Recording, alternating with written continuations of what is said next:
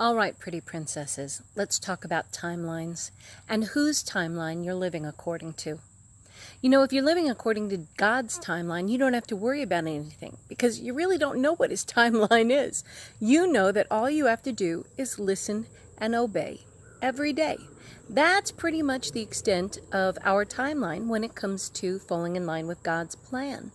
But instead, I think we get a little itchy.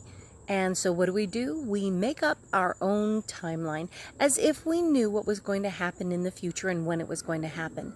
And then we start pressuring ourselves to get things done according to this made-up timeline that we've created. And what does that do?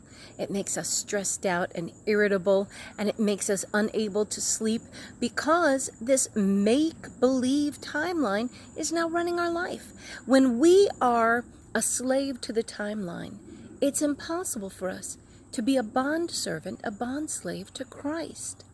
We have to believe that God knows what he's doing and that he's more than capable enough of breaking through into our reality and telling us what to do when we need to know.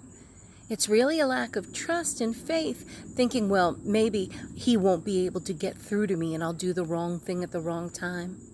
But we know that he's a very big God. He's a very capable God. He's a very powerful God. If he could knock Paul off onto the ground, I think he can give you a sign as well.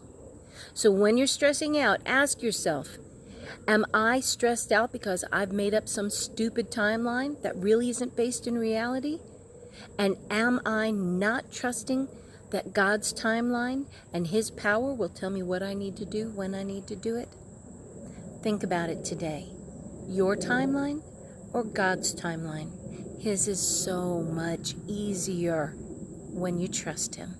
Have a blessed day.